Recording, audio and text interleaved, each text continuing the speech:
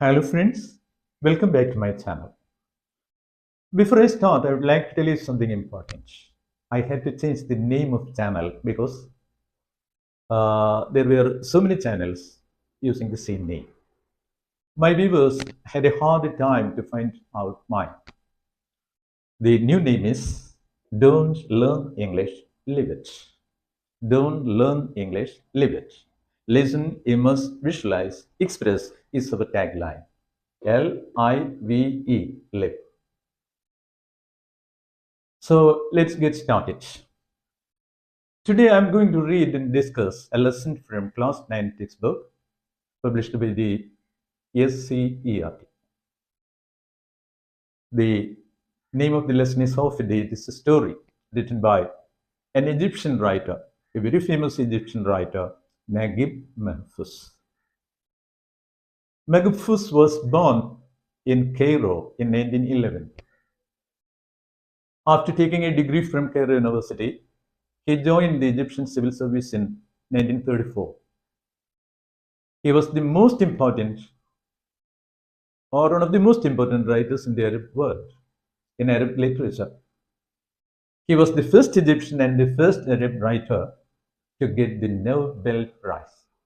He was awarded the Nobel Prize in 1988. It was not for any particular, not for any single piece of book. ഒരു പ്രത്യേക പുസ്തകത്തിന് വേണ്ടിയിട്ടല്ല അദ്ദേഹത്തിന് Nobel prize കിട്ടിയത്. അദ്ദേഹത്തിൻ്റെ പുസ്തകങ്ങളിലെല്ലാം അടങ്ങിയിരിക്കുന്ന ഒരു എന്താ പറയുക ന്യൂവാൻസസ് എന്ന് പറയും. എന്ന് പറഞ്ഞാൽ സട്ടിൽ ഷെയ്ഡ്സ് ഓഫ് മീനിങ്.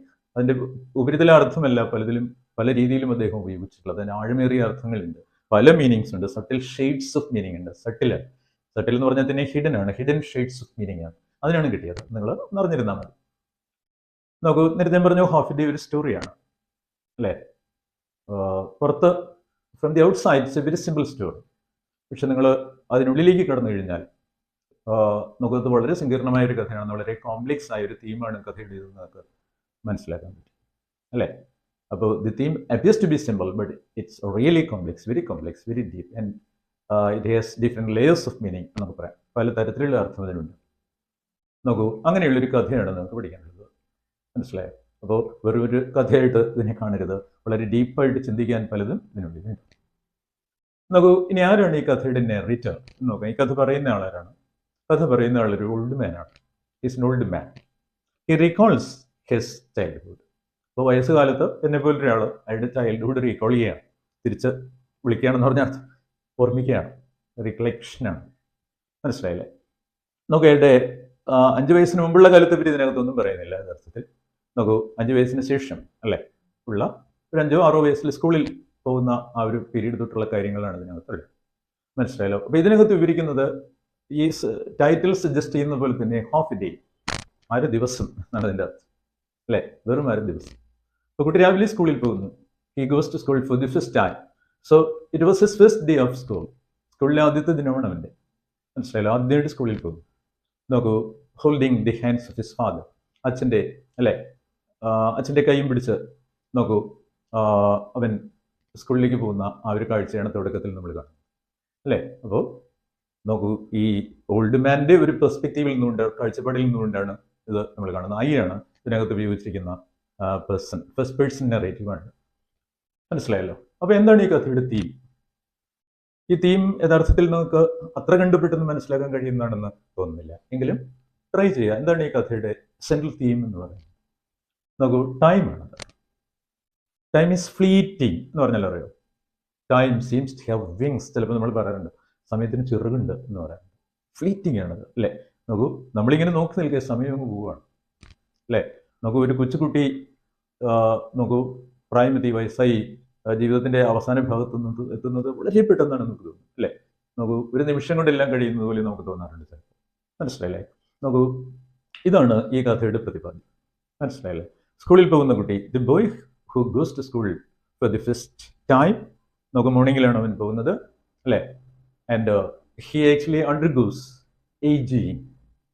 അവനിങ്ങനെ വയസ്സ് കൂടുതലായി അല്ലേ. നോക്കൂ, ചേഞ്ചസ് ഇങ്ങനെ വന്ന് നോക്കൂ, അവൻ ഉച്ചയാകുമ്പോൾ തന്നെ ഒരു വയസ്സനായി തീരുകയാണ്. He becomes an old man by the time the school ends. മനസ്സിലായല്ലോ? So the boy goes to school in the morning holding the hand of his father, and he becomes an old man by the time the school ends. ഇതാണ് story. മനസ്സിലായോ? നമുക്ക് വിശ്വസിക്കാൻ പറ്റില്ല അതല്ലേ? നമുക്ക് അതുകൊണ്ട് തന്നെ ഇതിലെ കഥാപാത്രങ്ങളും ഇതിലെ സന്ദർഭങ്ങളും സാഹചര്യങ്ങളും എല്ലാം തന്നെ, സിറ്റുവേഷൻസും എല്ലാം തന്നെ മറ്റൊരു അർത്ഥതലത്തിലേക്ക് നമ്മൾ കൊണ്ടുപോകേണ്ടി വരും. അങ്ങനെയുള്ള കഥകളിൽ നമ്മൾ അലിഗറി എന്ന് പറയും. Allegory, ALLEGORY, allegory. മനസ്സിലായല്ലോ? അലിഗറിക്കലായിട്ടുള്ള ഒരു കഥ എന്ന് പറയും. ഒരുപാട് അലിഗറീസ് ഉണ്ട്, വളരെ ഫേമസ് ആയിട്ടുള്ള. നമുക്ക് കുഞ്ഞു കുഞ്ഞു കഥകളും അലിഗറിക്കലായിട്ടുണ്ട്. ഉദാഹരണത്തിന് the hair and the tortoise എന്ന് പറയുന്ന ആമയും മുയലും കേട്ടിരിക്കുന്നുള്ളൂ. അതിലെ ആമ യഥാർത്ഥത്തിൽ വളരെ പ്രധാനപ്പെട്ട ഒരു ആശയത്തെയാണ് കാണിക്കുന്നത്, അല്ലേ? നമുക്ക് മുയലാണെങ്കിൽ മറ്റൊരു ആശയത്തെ അല്ലേ കാണിക്കുന്നു. അപ്പോൾ അവ സിമ്പലുകളാണ്, അവിടെ വെറും പ്രതീകങ്ങളാണ്.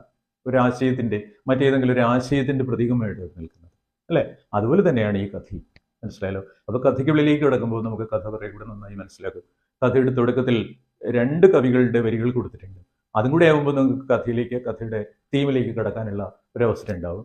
നമുക്ക് കഥ ആസ്വദിക്കാൻ ശ്രമിച്ചു നോക്കാം. നമുക്ക് തുടങ്ങാം.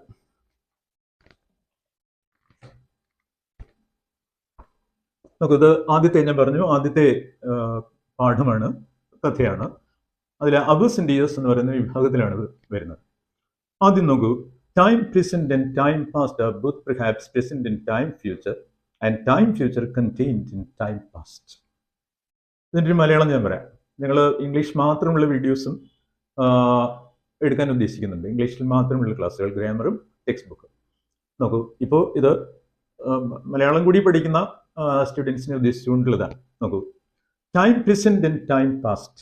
ഞാനിതിന് ഒരു മലയാളം കൊടുത്തത് ഇന്നും ഇന്നലെയും നാളെയിലുണ്ട്, നാളെയോ ഇന്നലെയും, അല്ലേ? ഇതിനെ കുറച്ചുകൂടി നന്നായി പറഞ്ഞാൽ, നോക്കൂ, ഞാനിത് ബോർഡിൽ എഴുതാം.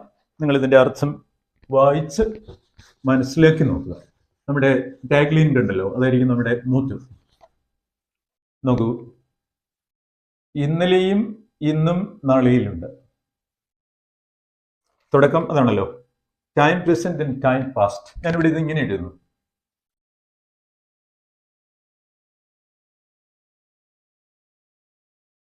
Time present and time past. What is and what was are in what will be. What അടുത്ത വരിയാണ്. അടുത്ത വരി നമ്മുടെ കയ്യിൽ ടെസ്റ്റ് ഉണ്ടല്ലോ. What will be was in what was. നല്ലവണ്ണം ആലോചിച്ച് നോക്കൂ. What is and that means present, and what was is past, are in what will be is future, നാളെയിലുണ്ട്. അപ്പോൾ 2 ടൈം നാളെയിലുണ്ട്. ഇനി what will be, that is future, was in ഉണ്ടായിരുന്നു, in what was. എന്തിലാണോ? നിലയിൽ തീർച്ചയായിട്ടും ഇന്നുണ്ടായിരുന്നു, അല്ലേ? അല്ലെ നാളെയുണ്ട് എന്നുള്ളതാണ്. നാളെ ഉണ്ടായിരുന്നു. What will be was in what was. ഇതിൻ്റെ അർത്ഥം ഒന്ന് പിടിച്ചു നോക്കൂ, മനസ്സിലാക്കി നോക്കൂ. ഇതിൽ നിങ്ങൾക്ക് മനസ്സിലാക്കാവുന്ന എന്താണ്? ടൈം ലീനിയർ അല്ല, ഒരു ലൈനിലൂടെ ഇത് മുന്നോട്ട് പോകുകയല്ല. ഇറ്റ് ഡസ് നോട്ട് മൂവ്, അല്ലേ? Like this. മനസ്സിലായില്ലേ? അതിൻ്റെ it has no linear motion അല്ല അതിനുള്ളത്, അല്ലേ? നമുക്ക് ഏതാണ്ടൊക്കെ എന്താണ്, ഒരു സൈക്ലിക്, വളരെ കോംപ്ലക്സ് ആയ ഒരു സൈക്ലിക് സ്ട്രക്ചറാണുള്ളത്. മനസ്സിലായല്ലോ? അല്ലാതെ ഒരു നദി ഒഴുകുന്ന പോലെ ഇങ്ങനെ പോവുകയല്ലേ ചെയ്യുന്നത്. അതിനെ നമുക്ക് നോക്കൂ, ഇതുപോലെ ബ്ലോക്കുകളായിട്ട്, ഡിസ്റ്റിങ്ക്ട് ബ്ലോക്സ് ആയിട്ട് ഇങ്ങനെ എടുക്കാനും പറ്റില്ല. പ്രസന്റ് ആയിട്ടും പാസ്റ്റ് ആയിട്ടും ഫ്യൂച്ചർ ആയിട്ടും നമുക്ക് എടുക്കാൻ പറ്റില്ല. സോളിഡ് ബ്ലോക്സ് ആയിട്ട് മാറ്റി, ഇൻഡിവിജ്വൽ ബ്ലോക്സ് ആയിട്ട് മാറ്റി എടുക്കാൻ പറ്റില്ല, അല്ലേ? ഇതാണ് ഇതിലെ സങ്കല്പം. അപ്പോൾ ഇത് അണ്ടർലൈൻ ചെയ്യുന്ന എന്താണ്? ഈ വരികൾ അണ്ടർലൈൻ ചെയ്യുന്നത് ടൈം എന്ന് പറയുന്നത് ഇന്റർ കണക്റ്റഡ് ആണ്. സോ ദീസ് ലൈൻസ് എന്ത് ചെയ്യുന്നു? Bring out the idea that these lines express the idea that time is interconnected. Time interconnected ആണ്, അല്ലേ? ഓൾ ഇവിടെ ഉദാഹരണത്തിന് പ്രസന്റ്, പാസ്റ്റ്, ഫ്യൂച്ചർ, ഇതെല്ലാം പരസ്പരം ബന്ധപ്പെട്ട് കിടക്കുന്നത്, എല്ലാം എല്ലാറ്റിലും ഉണ്ട്, അല്ലേ? മനസ്സിലായല്ലോ? അപ്പൊ നമ്മൾ ഇവിടെ നിന്നുകൊണ്ടാണ്, ഇപ്പൊ ഞാൻ പ്രസന്റ് ആണ് ഒരു ടൈം, നമുക്ക് the only time we can act upon. മറ്റേത് നമുക്ക് റെമിനൈസ് ചെയ്യാം, കഴിഞ്ഞത്, ഇന്നലത്തേത് റീകോൾ ചെയ്യാം, നാളത്തേത് നമുക്ക് പ്രതീക്ഷിക്കാം, ആന്റിസിപ്പേറ്റ് ചെയ്യാം. മനസ്സിലായല്ലോ? ഇതെല്ലാം ഇവിടെ നിന്നുകൊണ്ട് നമ്മൾ ചെയ്യുന്നത്. അപ്പൊ എല്ലാം എല്ലാറ്റിലും ഉണ്ട്, അല്ലേ? ടൈമിനെ നമുക്ക് ഇങ്ങനെ സെപ്പറേറ്റ് ചെയ്യാൻ പറ്റില്ല. ഇറ്റ്സ് ക്വൈറ്റ് ഇൻസെപ്പറബിൾ അല്ലെ? അതിനെ ഇൻഡിവിജ്വൽ പാർട്സ് ആയിട്ട് നമുക്ക് തിരിക്കാൻ പറ്റില്ല. ഇത്രയേ ഉള്ളൂ. വളരെ സങ്കീർണമായ അർത്ഥമാണ് ഈ വരികൾക്കുള്ളത്. നമ്മളിപ്പോൾ അതിന്റെ ഫിലോസോഫിക്കൽ ലെവലിലിട്ട് ഒന്നും പോകുന്നില്ല. ഇത് T.S. എലിയട്ടിന്റെ ബേൺഡ് നോട്ടൻ എന്ന് പറയുന്ന കവിതയിലെ തൊടുത്ത ആദ്യ വരികളാണ്, അതിന്റെ സ്റ്റാർട്ടിംഗ് ലൈൻസ് ആണ്. മനസ്സിലായല്ലോ? വളരെ പ്രശസ്തമായ കവിതയാണ്. അദ്ദേഹത്തിന്റെ ഒരു കവിതാ സമാഹാരം ഫോർ പോറ്റിറ്റ്സ് എന്ന് പറയുന്ന ഒരു സമാഹാരത്തിൽ നിന്നെടുത്ത T.S. എലിയട്ട് അമേരിക്കയിൽ ജനിച്ച് ഇംഗ്ലണ്ടിൽ പോയി അവിടെ താമസിച്ച പ്രശസ്തനായ ഒരു കവിയാണ്. നോബൽ പ്രൈസ് വിന്നറാണ്. അദ്ദേഹത്തിന്റെ പ്രശസ്തമായ കൃതി എന്ന് പറയുന്നത് വേസ്റ്റ്ലാൻഡ് ആണ്. വേസ്റ്റ്ലാൻഡിന്റെ അവസാന ഭാഗം എന്താണെന്ന് നിങ്ങൾ ഒന്ന് അന്വേഷിച്ച് നോക്കൂ. വേസ്റ്റ്ലാൻഡ് എന്ന് പറയുന്ന കവിത അവസാനിക്കുന്നത് എങ്ങനെയാണെന്ന് അല്ലെ നമ്മൾ അറിയേണ്ടത്. ഇനി നോക്കൂ, അടുത്ത ഒരു ചെറിയ കവിതയും കൂടെ കൊടുത്തിട്ടുണ്ട്. അത് ഒരു ലെബനീസ് റൈറ്ററുടേതാണ്. നിങ്ങളു Khalil Gibran. Yesterday is but today's memory. ഇപ്പൊ എനിക്ക് പറയാനുള്ളത് നിങ്ങളോട്, ഒരിക്കലും നോക്കൂ, ഈ റൂട്ട് ലേണിങ്ങിനോട് say goodbye to rote learning. കണത് പിടുത്തത്തോട് പൂർണ്ണമായി, ഞങ്ങളൊക്കെ പഠിച്ചിരുന്ന കാലത്ത് അതാണ്. നോക്കൂ, അതാണ് ഞങ്ങൾക്കൊക്കെ നേരിടേണ്ടി വന്ന വലിയൊരു എന്താ പറയുക, വലിയൊരു അപകടം അല്ലെ? അതില്ലാതിരിക്കുക. എൻ്റെ അനുഭവത്തിൽ നിന്നാണ് ഞാനത് പറയുന്നത്. അപ്പോൾ കാര്യങ്ങൾ നല്ലവണ്ണം ശ്രദ്ധിക്കുക, നല്ലൊരു ലിസണർ ആവുക. അതാണ് ആദ്യത്തെ പടി. B good listener. മനസ്സിലായില്ലേ? നമുക്ക് സ്റ്റീഫൻ ക്രേഷിന്റെ ഒക്കെ കോംപ്രിഹെൻസിബിൾ ലിസണിങ് എന്ന് പറയുന്ന ഒരു ആശയമുണ്ട്. അതൊക്കെ നിങ്ങൾ അന്വേഷിച്ച് നോക്കൂ. ബോക്സിനകത്ത് നിന്ന് പുറത്തിറങ്ങും. മനസ്സിലായില്ലേ? Get out of the box അല്ലെ? Out of the box thinking എന്ന് നിങ്ങൾ കേട്ടിട്ടുണ്ട്. അതാണ് നമുക്ക് ആവശ്യമായിട്ട്. നോക്കൂ, yesterday is but today's memory. വളരെ ലളിതമാണല്ലേ? നോക്കൂ, ഒന്ന് വളരെ സങ്കീർണമാണ്. ആദ്യത്തെ ഹൈലി ഫിലോസഫിക്കലാണ്. ഇതിലുമുണ്ട് ഫിലോസഫി, പക്ഷേ ഇത് കുറേ കൂടെ റൊമാൻറ്റിക് ലൈൻസ് ആണ് അല്ലെ? Yesterday is but today's memory അല്ലെ? നമുക്ക് എളുപ്പം മനസ്സിലാവും. നോക്കൂ, യെസ്റ്റർഡേ എന്നത് ഇന്നിന്റെ ഓർമ്മയാണ്. പരസ്പര ബന്ധം ഇപ്പോഴും ഉണ്ട് അല്ലേ? ഇവിടെ നിന്നുകൊണ്ട് നമ്മൾ ഇന്നലെ പറ്റി ഓർക്കുന്നു. ഇനി and tomorrow is today's dream. നാളെ എന്നത് ഇന്നിന്റെ സ്വപ്നമാണ് എന്നാണ്. നോക്കൂ, ഇവിടെയും ഉണ്ട് ഇന്റർ കണക്റ്റഡ്നെസ് അല്ലെ? പ്രസന്റ്, പാസ്റ്റ്, ഫ്യൂച്ചർ ഇവയെല്ലാം ഇന്റർ കണക്റ്റഡ് ആണ് അല്ലെ? നോക്കൂ, അപ്പോൾ അവിടെ ഖലീൽ ജിബ്രാന്റെ ഈ കവിതയിലെ അർത്ഥവും നോക്കൂ, ഈ കഥയും നേരത്തെ കണ്ട T.S. എലിയട്ടിന്റെ കവിതയുടെ അർത്ഥവും ഒക്കെ നമുക്ക് കണക്ട് ചെയ്യും. ചില ഏരിയകളിൽ കണക്ഷൻ ഉണ്ട് അതൊക്കെ നോക്കൂ. ഇനി ഇതിനകത്ത് ഖലീൽ ജിബ്രാൻ ആരാണെന്ന് കണ്ടല്ലോ അല്ലെ? നമുക്ക് അദ്ദേഹം ലെബനീസ് റൈറ്ററാണ്. ദി പ്രൊഫറ്റ് ആണ് അദ്ദേഹത്തിന്റെ ഏറ്റവും പ്രശസ്തമായ വർക്ക്. അതൊരു പോയം പോലെ വായിക്കാൻ കഴിയുന്ന പ്രോസ് വർക്കാണ് ദി പ്രൊഫറ്റ്. നോക്കൂ, how does Gibran relate yesterday to the present? The answer is yesterday is today's memory. In this way they are related, or in this way one is related to the other. Another question. How is tomorrow presented in these lines? Tomorrow is presented as today's dream. Tomorrow is presented as. ഇതിലെന്താ കാണാതെ പഠിക്കാനുള്ളത് അല്ലേ? ഒന്നും കാണാതെ പഠിക്കരുത്. So what do these lines suggest about the passage of time? എന്താണ് suggestion എന്ന് പറയുന്ന വാക്ക്? എന്താണ് സജസ്റ്റ് ചെയ്യുക? എന്താണ് ഈ വാക്ക് അല്ലെങ്കിൽ ഈ വരികൾ സജസ്റ്റ് ചെയ്യുന്നത്, സൂചിപ്പിക്കുന്നത്? അതിനുള്ളിൽ എന്താണ്, അതെന്താണ് ഇംപ്ലൈ ചെയ്യുന്നത് എന്നാണ്. പ്രകടമല്ല, പക്ഷെ അതിനുള്ളിലുണ്ട് അല്ലേ? അപ്പൊ എന്താണ് ഈ ലൈൻ സജസ്റ്റ് ചെയ്യുന്നത്? About the passage of time. So passage of time, സമയത്തിന്റെ ആ മുന്നോട്ടുള്ള പോക്കിനെയാണ് നമ്മൾ പാസേജ് ഓഫ് ടൈം എന്ന് പറയുന്നത്. പാസേജ്, അതിന്റെ യാത്ര. പാസേജ് ഓഫ് ടൈം, പാസേജിന് വഴി എന്നർത്ഥമില്ലേ? Passage of time. നോക്കൂ, എന്താണ് ഈ പാസേജ് ഓഫ് ടൈം? ഇവിടെ നമുക്ക് മനസ്സിലാക്കാമെന്നുള്ളതേ ഉള്ളൂ. സമയത്തിന്റെ മുന്നോട്ടുള്ള പോക്ക് പരസ്പരം ബന്ധപ്പെട്ടത് തന്നെയാണ്. ഇവിടെ യെസ്റ്റർഡേയും ടുഡേയും ടുമോറോയും തങ്ങളിൽ എപ്പോഴും ബന്ധപ്പെട്ടിരിക്കുന്നു അല്ലെ? പരസ്പരം ബന്ധമുണ്ട്. നോക്കൂ, ഇന്നലെയുടെ ഓർമ്മകൾ ഇന്നുണ്ട്, നാളെയുടെ പ്രതീക്ഷകളും ഇന്നുണ്ട്. ഇങ്ങനെ പരസ്പരം ബന്ധപ്പെട്ട് കിടക്കുന്ന കാര്യങ്ങളാണ്. ഒന്നിനെ ഇൻഫ്ലുവൻസ് ചെയ്യുന്നുണ്ട് അല്ലേ? നമുക്ക് present influences past in future, past influences present in future, future influences present in past. ഇതാണ് സത്യം. അല്ലാതെ ഒന്നിനും മാത്രമായി ഒരു നിലനിൽപ്പില്ല അല്ലേ? ഇതാണ് ടൈമിനെ പറ്റിയിട്ടുള്ള ജിബ്രാന്റെ കോൺസെപ്റ്റ്. ഇതാണ് നിങ്ങൾ ഇവിടെ ആൻസർ ചെയ്യേണ്ടത് അല്ലേ? അപ്പൊ ടൈം മൂവ് ചെയ്യുന്നത് ലീനിയർ ആയിട്ടില്ല, ഒരു ലൈനിലല്ല എന്നല്ല, ഒരു നേർരേഖയിലൂടെ സഞ്ചരിക്കുകയല്ല അല്ലേ? അതിന് പരസ്പര ബന്ധമുണ്ട്. മനസ്സിലായല്ലോ? അപ്പോൾ അത് ഇൻസെപ്പറബിളി ഇന്റർ കണക്റ്റഡ് ആണ്. അതുകൊണ്ട് തന്നെ അവയെ നമുക്ക് സെപ്പറേറ്റ് സോളിഡ് ബ്ലോക്സ് ആയിട്ട് ഇങ്ങനെ എടുക്കുന്നത്. പ്രസന്റ് നമ്മൾ അറുത്ത് മുറിച്ച് ഇങ്ങോട്ട് എടുത്തു, അങ്ങനെ എടുക്കാൻ പറ്റില്ല. അടുത്തത്, let's read and reflect. What do mean reflect? Reflect means think, reflective, thoughtful അല്ലേ? Reflection, thought. നിങ്ങളും ടൈം മൂവ്സ് ഓൺ കോൺസ്റ്റന്റ്ലി. സംശയമില്ല അല്ലേ? സമയം മുന്നോട്ട് നീങ്ങുന്നുണ്ട്. Shaping our past, present and future. Past, present and future, പാസ്റ്റും പ്രസന്റും ഫ്യൂച്ചർ അല്ലെ? ഷേപ്പ് ചെയ്തുകൊണ്ട്, ഗിവിങ് ഷേപ്പ് ടു അല്ലെ? അപ്പൊ ടൈം മുന്നോട്ട് പോകുന്നു, moves on, giving shape to our past, present and future. ഇതാണ് ഇവിടെ കൊടുത്തിരിക്കുന്നത്. Like threads, memories are like threads woven into the fabric of our lives. നമ്മുടെ ജീവിതത്തെ ഒരു ഫാബ്രിക് ആയിട്ട്, നല്ല മനോഹരമായ ഒരു മെറ്റഫറാണ് അല്ലേ. ജീവിതം ഒരു ഫാബ്രിക് ആണ്, ഒരു വസ്ത്രമാണ് അല്ലേ, ഒരു പീസ് ഓഫ് ക്ലോത്ത് ആണ്. മനസ്സിലായല്ലോ, ഫാബ്രിക്, FABRIC. നൂല് കൊണ്ട് ഇങ്ങനെ തുന്നിയെടുക്കുകയാണല്ലോ ചെയ്യുന്ന വസ്ത്രങ്ങൾ അല്ലേ. കൈ കൊണ്ടായാലും യന്ത്രത്തറികൾ കൊണ്ടായാലും നമുക്ക് അതിനുള്ളിൽ നമുക്ക് പല കാര്യങ്ങളും ഇങ്ങനെ എംബ്രോയിഡറി ചെയ്ത് വിൻഡു ചെയ്തിട്ടുണ്ട് അല്ലെ. അതിന്റെ ഒരു ഭാഗമായി തന്നെ അതിനെ മാറ്റിയിട്ടുണ്ട്. മനസ്സിലായല്ലോ. അതുപോലെ മെമ്മറീസ് എന്തിൽ വിൻഡു ചെയ്തിരിക്കുകയാണ്. അപ്പോൾ memories are actually woven into ഒരു പാസീവ് സ്ട്രക്ചർ ആണ്. woven into എന്തിലേക്ക് വീവ് ചെയ്ത് ചേർത്തിരിക്കുകയാണ്. into the piece of cloth, into that piece of cloth അല്ലെ. ആ പീസ് ഓഫ് ക്ലോത്തിൽ ഇത് ചേർത്തിരിക്കുക. അപ്പൊ ജീവിതം ഒരു പീസ് ഓഫ് ക്ലോത്ത് ആണ്, അല്ലെങ്കിൽ ഒരു വസ്ത്രമാണ്, ഒരു എറ്റയർ ആണ് അല്ലെ, ഡ്രേപ്പറി ആണെന്നൊക്കെ പറയാം. അതിനുള്ളിൽ ഇത് നെയ്ത് ചേർത്തിരിക്കുന്നു. അപ്പൊ ഇൻസെപ്പറബിൾ ആണ് അല്ലേ. മെമ്മറീസ് ഇല്ലെങ്കിൽ നമ്മളില്ല. നമുക്ക് മെമ്മറീസ് എല്ലാം പോയാൽ അല്ലെ, ഓർമ്മകളൊന്നുമില്ല നമുക്ക് അല്ലെ. ശൂന്യമാണ് തലച്ചോറ്. എന്തൊരു ജീവിതമാണതല്ലേ. നോക്കൂ, അപ്പോൾ ഓർമ്മകളാണ് യഥാർത്ഥത്തിൽ നമ്മുടെ ജീവിതത്തിൽ ഇതുപോലെ അല്ലെ നൂലുകളായി, നല്ല മനോഹരങ്ങളായ നൂലുകളായി ഈ ഫാബ്രിക്കിൽ തുന്നിച്ചേർത്തിരിക്കുന്നു. മൊമെന്റ്സ് ഓഫ് ജോയ്, എന്തൊക്കെ നിങ്ങൾ ഓർക്കുന്നത് എന്താണ്? സന്തോഷത്തിന്റെ നിമിഷങ്ങൾ മാത്രമാണോ അല്ലെ. സന്താപത്തിന്റെ നിമിഷങ്ങളും ഓർക്കുന്നുണ്ട് അല്ലെ. നമ്മുടെ ഹോപ്സും ഡെസ്പേഴ്സും എല്ലാം അല്ലെ, നമ്മുടെ സന്തോഷവും നിരാശയും എല്ലാം അല്ലെ. നോക്കൂ, ഇതിനുള്ളിൽ നമ്മുടെ ജീവിതമാകുന്ന വസ്ത്രത്തിൽ തുന്നിച്ചേർത്തിരിക്കുക. നല്ലൊരു സെന്റൻസ് ആണത്. Do you agree? നിങ്ങൾ എഗ്രി ചെയ്യുന്നുണ്ടോ അല്ലെ? നമുക്ക് എഗ്രി ചെയ്യാതിരിക്കാൻ നിവർത്തിയില്ല അല്ലെ.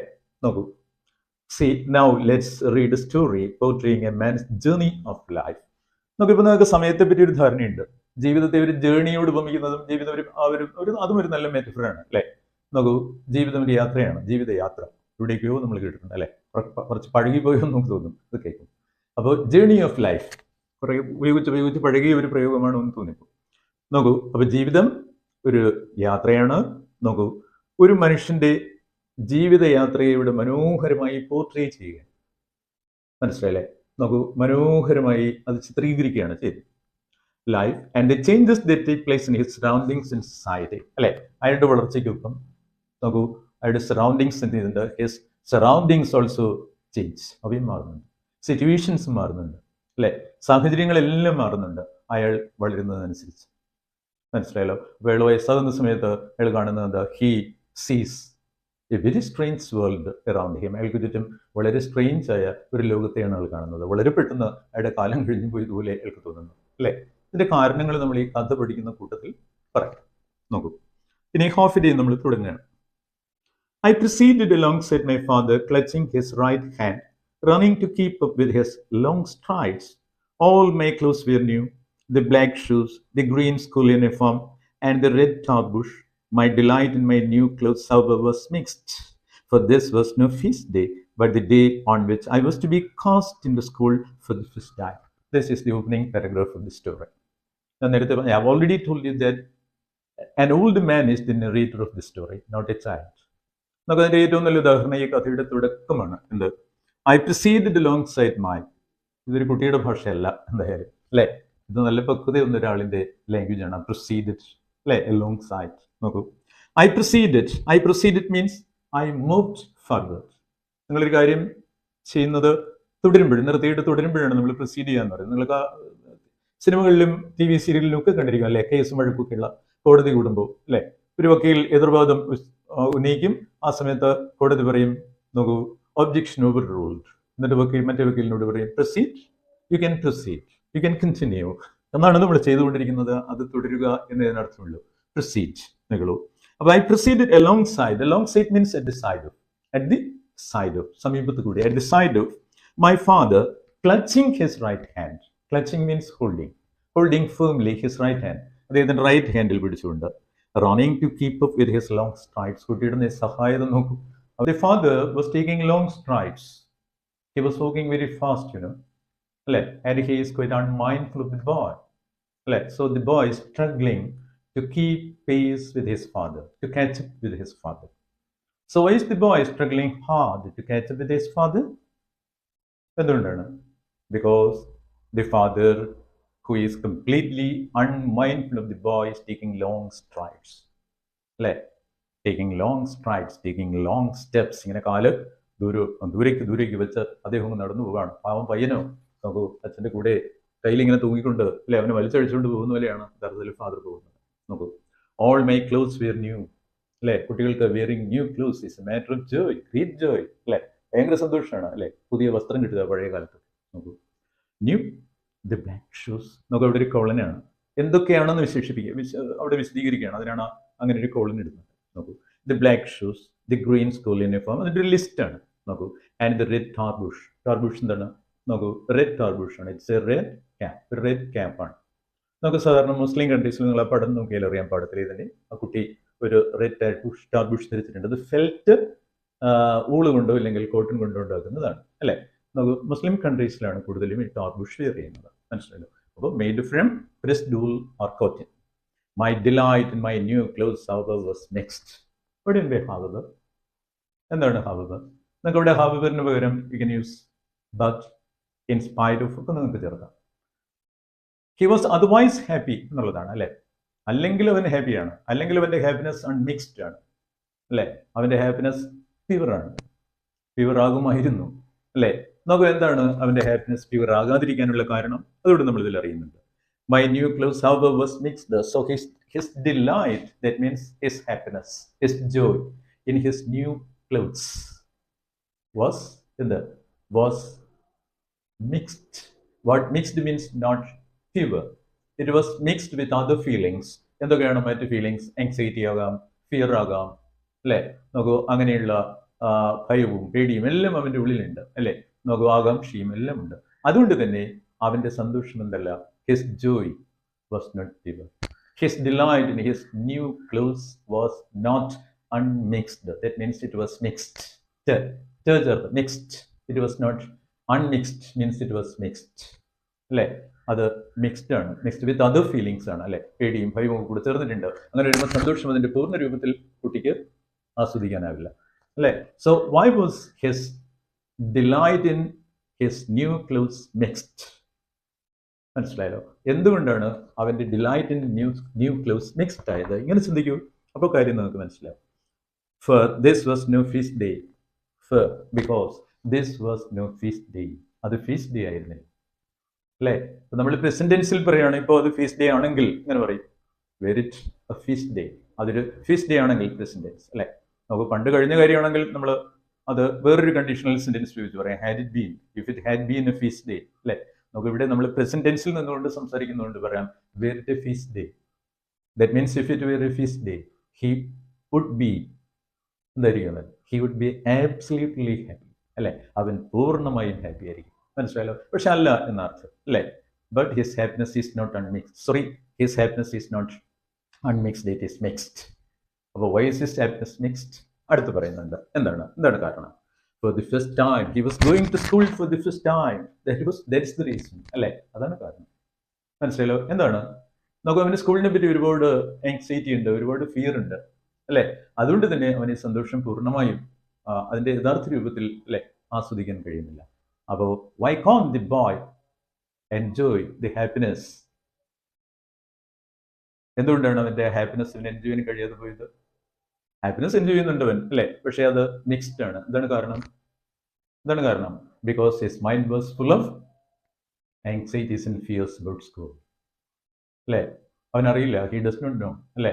നോക്കൂ, വാട്ട് അവേറ്റ്സ് ഹിം ദേർ, അവിടെ എന്താണ് അവനെ കാത്തിരിക്കുന്നതെന്ന് അവനറിയില്ല അല്ലേ. നോക്കൂ, സ്കൂളിലെ ഡിസിപ്ലിൻ അല്ലേ, നോക്കൂ അവിടെ എന്താ ഹോംവർക്ക് ഒക്കെ കൊടുക്കൽ അല്ലേ, അവിടുത്തെ ടീച്ചേഴ്സിൻ്റെ ഇടപെടൽ അല്ലേ, നോക്കൂ ഇതൊക്കെ അവനെ ഭയപ്പെടുന്നുണ്ട്, മനസ്സിലായല്ലോ. അതുകൊണ്ടാണ് നോക്കൂ he could not enjoy that happiness fully. ആ ഹാപ്പിനെസ് പൂർണ്ണമായും അവൻ എൻജോയ് ചെയ്യാൻ കഴിയാതെ വന്നത്. So this is the first paragraph, മനസ്സിലായല്ലോ. ഈ ചോദ്യത്തിൻ്റെ ഈ പാഠത്തിൻ്റെ സൈഡിലുള്ള ക്വസ്റ്റ്യൻസ് എല്ലാം നമ്മൾ ഡിസ്കസ് ചെയ്യും നോക്കൂ ഒരു സമയം വരുമ്പോൾ. ഇപ്പം നിങ്ങൾക്കറിയാം എന്തുകൊണ്ടാണ് ഈ കുട്ടിയുടെ സന്തോഷം മിക്സ്ഡ് ആയിരുന്നത്. എളുപ്പം പറയാനുള്ള കാര്യമാണ്. കാരണം ഇങ്ങനെ പറയൂ, his mind was full of doubts and fears about school because he was going to school for the first time അല്ലേ. So he had mixed feelings. അവന് മിക്സ്ഡ് ഫീലിങ്സ് വരുന്നുണ്ടായിരുന്നു. നിങ്ങൾക്ക് തോന്നിയത് പറയൂ, അല്ലാതെ കാണാതെ പഠിക്കരുത്. ഒരാൾ എഴുതി തന്നത് കാണാതെ പഠിക്കാനോ അത് അതുപോലെ അല്ലേ മെമ്മറൈസ് ചെയ്യാനോ ഒന്നും നിങ്ങൾ ശ്രമിക്കരുത്, മനസ്സിലായല്ലോ. അങ്ങനെ വരുമ്പോൾ നിങ്ങൾ ഭാഷയുടെ ബേസിക് റൂൾസ് പഠിക്കൂ, എന്നിട്ട് ഇതിവിടെ പ്രയോഗിക്കൂ അല്ലേ. അപ്പോൾ നിങ്ങൾക്ക് നല്ലോണം ശ്രദ്ധിച്ചു കഴിഞ്ഞാൽ നോക്കും, നിങ്ങൾക്കത് അത് നിങ്ങളുടെ തലച്ചോറിലേക്ക് കൊണ്ടുപോകാൻ പറ്റും, അത് പ്രോസസ്സ് ചെയ്ത് തലച്ചോറിലേക്ക് കൊണ്ടുപോകാൻ പറ്റും അല്ലേ. അപ്പോൾ കുട്ടിയുടെ സന്തോഷം മിക്സ്ഡ് ആയിരുന്നു എന്ന് പറയും. His delight in his new clothes was mixed. Why was it mixed പറഞ്ഞു നോക്കൂ. Because his mind was full of doubts and fears അല്ലേ. അവൻ്റെ മനസ്സ് നിറയെ ഡൗട്ട്സ് ആൻഡ് ഫിയേഴ്സ് ഉണ്ട് അബൌട്ട് സ്കൂൾ അല്ലേ. Because it was his first day of school. That means he was going to school for the first time അല്ലേ. നോക്കൂ, ഇത്തിരി സമയമായി, അതുകൊണ്ട് തന്നെ നമ്മൾ ഈ വീഡിയോ ഇവിടെ അവസാനിപ്പിക്കുന്നു അല്ലേ. നോക്കൂ, അടുത്ത ദിവസം നമ്മൾ ഇതിൻ്റെ ബാക്കി തുടരും. ഇനി പെട്ടെന്ന് ഇൻട്രൊഡക്ഷനൊക്കെ ആയതുകൊണ്ടാണ് കൂടുതൽ ടൈം വന്നത്. നമുക്ക് വീഡിയോ നിങ്ങൾക്ക് ഇഷ്ടപ്പെട്ട് കാണുമെന്ന് ഞാൻ വിശ്വസിക്കുന്നു അല്ലേ. നോക്കൂ, നിങ്ങളിത് if you found it useful, don't forget to like, subscribe, comment and share.